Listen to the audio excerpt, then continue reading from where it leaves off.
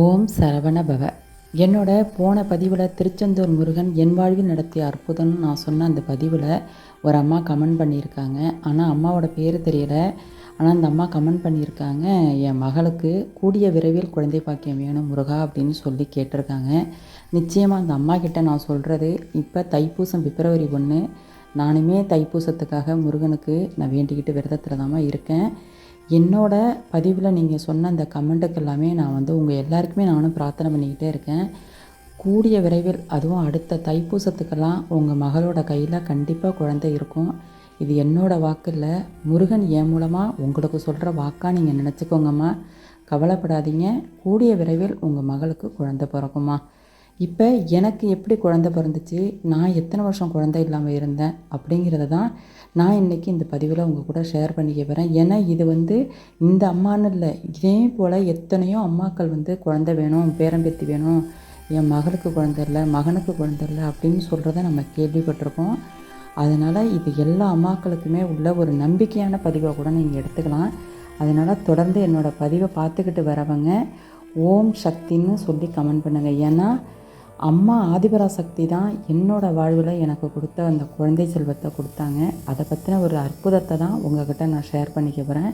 மேல்மருவத்தூர் ஆதிபராசக்தி அன்னை என்னோடய வாழ்வில் எனக்கு கொடுத்த அந்த குழந்தை பாக்கியத்தை பற்றியும், என் பிள்ளையோட பேர் என்ன அப்படிங்கிறத பற்றியும் தான் நான் சொல்ல போகிறேன். ஏன்னா என் மகனோட பேரை தான் இந்த சேனலுக்கும் வச்சுருக்கேன். இந்த சேனலோட பேர் என்னங்கிறத கண்டிப்பாக நீங்களும் பாருங்கள். அதுதான் அந்த மருவத்தூர் தாயோட பேர், என் மகனோட பேராக நான் வச்சுருக்கேன். இப்போ வாங்க, நான் அந்த அற்புதத்தை பற்றி உங்கள்கிட்ட சொல்கிறேன். ஃபஸ்ட்டு நான் எப்போ எனக்கு கல்யாணம் ஆகி எத்தனை வருஷம் குழந்தை இல்லை, என்னென்ன நான் பண்ணினேன், என்னென்ன பிரார்த்தனை பண்ணேன், எவ்வளோ ட்ரீட்மெண்ட் எடுத்திருக்கேன் அப்படிங்கிறதையெல்லாம் நான் உங்கள்கிட்ட சொன்னால் தான் அம்மாவோட அற்புதம் என்னங்கிறதும் உங்களுக்கு தெரியும். அதனால் தொடர்ந்து என்னோடய பதிவை கேட்டுக்கிட்டே வாங்க. ஒவ்வொரு பதிவுலையும் என் வாழ்க்கையில் நடந்த உண்மையான அற்புதங்களை தான் நான் உங்கள்கிட்ட சொல்லிக்கிட்டு இருக்கேங்க. இது உங்களுக்கு ஒரு நம்பிக்கையாக இருக்கும் நிச்சயமாக. இப்போ எனக்கு கல்யாணம் ஆகி ரொம்ப வருஷமெல்லாம்னாக்கா ஒரு 10 வருஷம் 5 வருஷம் அப்படியெல்லாம் எனக்கு இல்லைங்க. ஒரு 3 வருஷம் குழந்தை இல்லை. ஆனால் 3 வருஷம் தானே அப்படின்னு நீங்கள் நினைக்கலாம். அந்த 3 வருஷமுமே எனக்கு 3 யுகமாக தெரிஞ்சுது. ஏன்னா என் வருஷத்துலேயே என் கூடவே என் சொந்த பந்தத்தில் என்னோட கல்யாணம் ஆனவங்களுக்கெல்லாம் பார்த்திங்கன்னா 10ஆவது மாதமே குழந்தையெல்லாம் பிறந்துச்சு.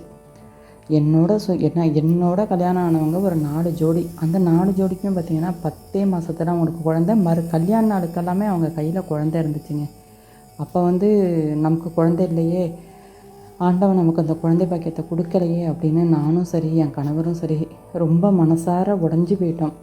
ஒவ்வொரு மாதமும் நமக்கு தங்கிராதா அப்படின்ட்டு வெளியில் ட்ராவல் போகிறது, பைக்கில் எல்லாம் அதிகம் லாங் ட்ராவல் போகிறது, வேனில் போகிறது, இப்படி அதிகமாக எங்கேயும் போகாமல் ரொம்ப பாதுகாத்து பயபக்தியோட பத்திரம் பண்ணி ஒவ்வொரு மாதமும் நமக்கு தங்கிடாதான்னு சொல்லி அப்படியே நாள் தள்ளி போனால் கூட அதை டெஸ்ட் எடுத்து பார்த்து ஏமாந்து போய் நாங்கள் ரொம்ப மனம் உடஞ்சி போய் தான் இருந்தோம். அதில் நாங்கள் ட்ரீட்மெண்ட்டும் எடுத்தோம். ட்ரீட்மெண்ட் எடுக்க எனக்கு வயிறு வலி தான் அதிகமானுச்சு. ஏன்னா அவங்க கொடுக்குற டேப்லெட்டு இதெல்லாம் போட எனக்கு வயிறு வலி தான் அதிகமானுச்சு. எந்த ஏதோ ஒரு பலனுமே எனக்கு கிடைக்கல. இப்படியே போய்கிட்டுருக்கு. ஒரு 3 வருஷமாகவே எனக்கு அப்படி தான் போய்கிட்டே இருந்தது.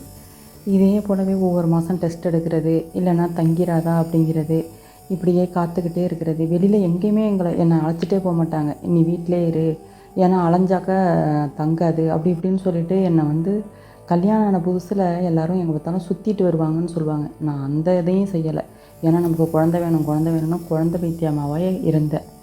அப்போ அப்படி இருந்தப்போ பார்த்திங்கன்னாக்கா நான் என்னென்ன செஞ்சேன், பிரார்த்தனை என்ன செஞ்சேன் அப்படின்னு பார்த்திங்கன்னா, ஆனால் ட்ரீட்மெண்ட்டும் நிறையா பண்ணோம். அது ஒரு பக்கம் இருந்தாலும் என்னோடய ஆன்மீக ரீதியாக நான் பண்ண பிரார்த்தனை எங்கள் அம்மா பார்த்திங்கன்னா மேல்மருவத்தூர் ஆதிபராசக்தியோட தீவிர பக்தி. நான் எப்படி முருகனுக்கு தீவிர பக்தியாக இருக்கணும், அதே போல் எங்கள் அம்மா மேல்மருவத்தூர் ஆதிபராசக்தியோட தீவிர பக்தின்னு தாங்க சொல்லணும்.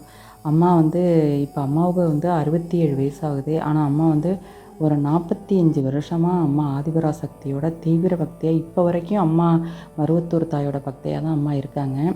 வெள்ளி செவ்வாய்னா பார்த்திங்கன்னா அவங்க சிவப்பு புடவையில் தான் மாலையெல்லாம் செலுத்துவோம். நீங்கள் மேல்மருவத்தூர் அம்மா ஆதிபராசக்தி பக்தியாக இருந்தீங்கன்னா உங்களுக்கு கண்டிப்பாக தெரிஞ்சிருக்கும். ஓம் சக்தின்னு கமெண்ட் பண்ணுங்கள்.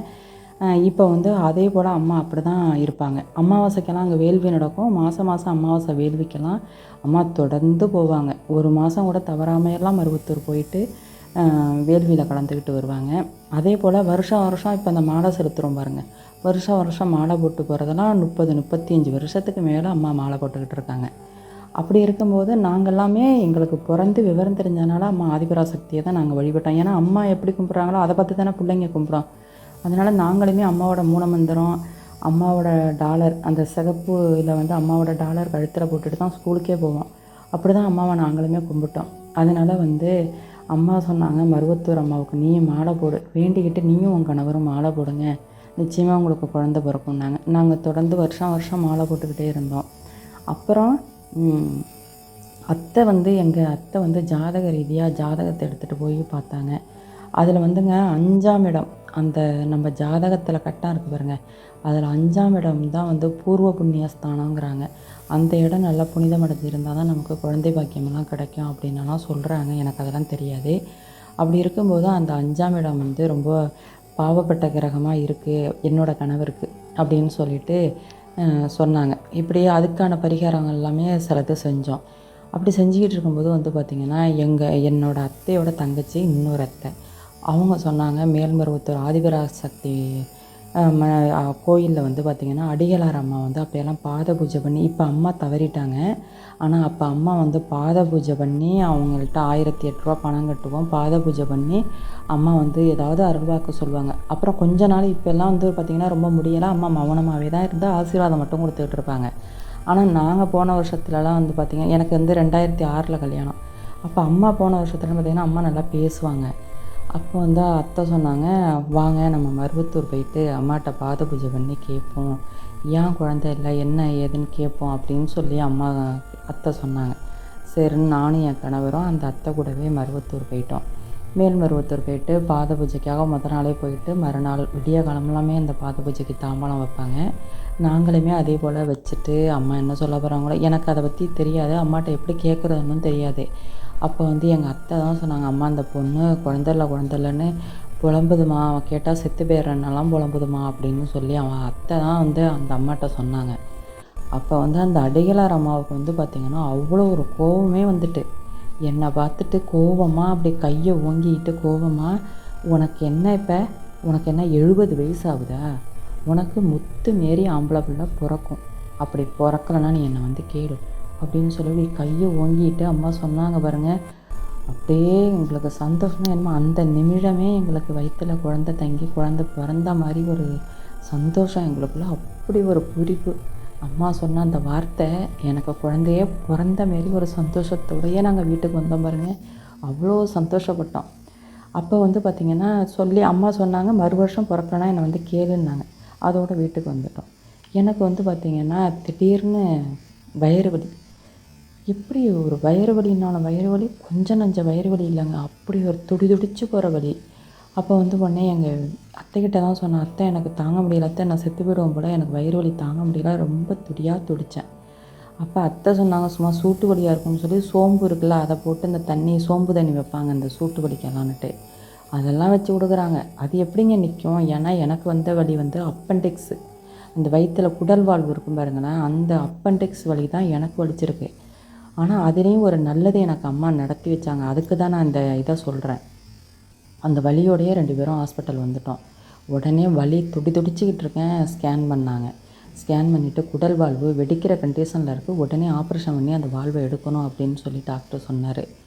உடனே அன்னைக்கே எல்லாமே ஒரு செகண்டில் எல்லாமே நடக்குது, ஏன்னா ரொம்ப குயிக்காக பண்ணணும்னு சொன்னாங்க.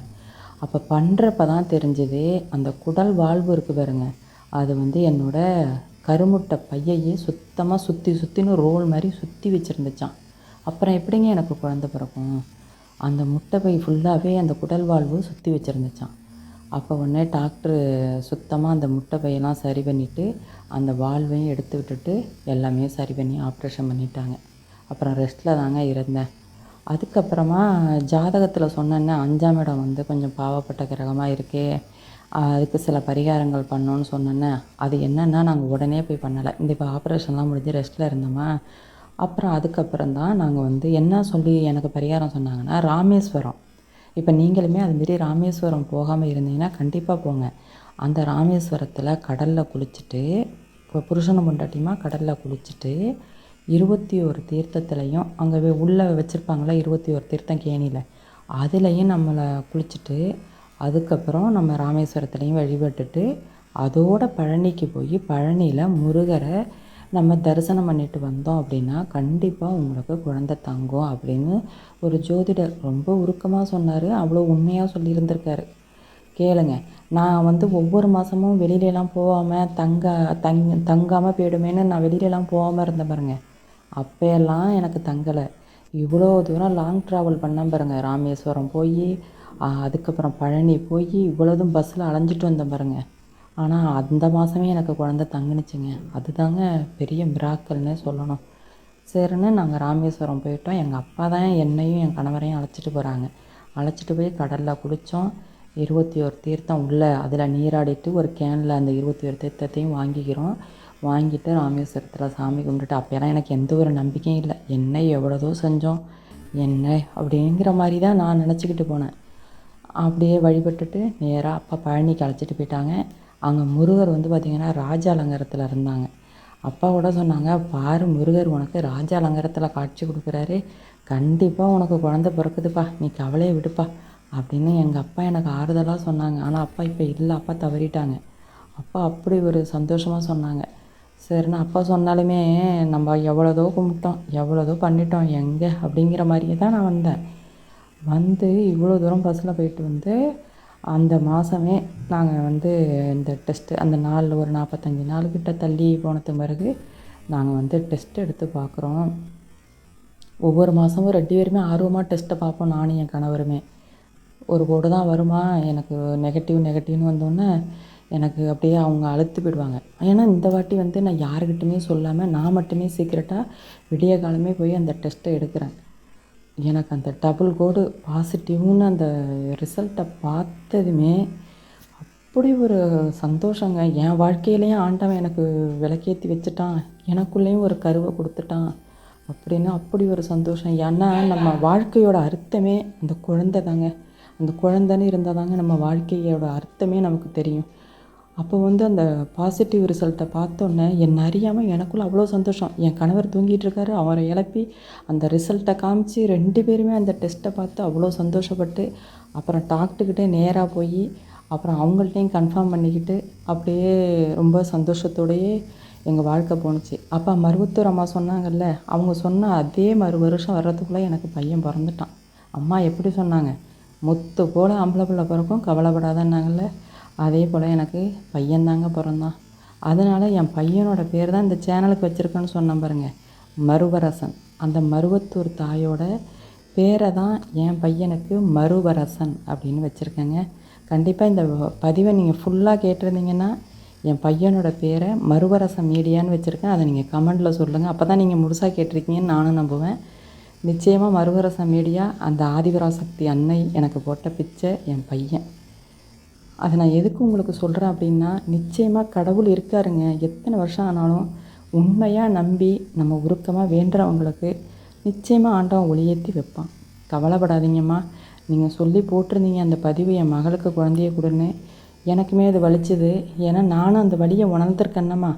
அதனால தான் சொல்கிறேன், நீங்கள் கவலைப்படாதீங்கம்மா. உங்கள் மகளுக்கு அடுத்த தைப்பூசத்துக்குள்ளே உங்களுக்கு குழந்தை பிறக்கும். இதே சேனலில் வந்து என்னோடய பதிவில் நீங்கள் கமெண்ட் பண்ணுவீங்க, என் மகளுக்கு குழந்தை பிறந்துட்டு அப்படின்னு. இந்த பதிவை நீங்கள் கேட்டிங்கன்னா அதனால் கவலைப்படாதீங்க. கண்டிப்பாக கூடிய விரைவில் உங்களுக்கு குழந்தை பிறக்குது. நீங்கள் நம்பிக்கையோடு இருங்கம்மா. நன்றி.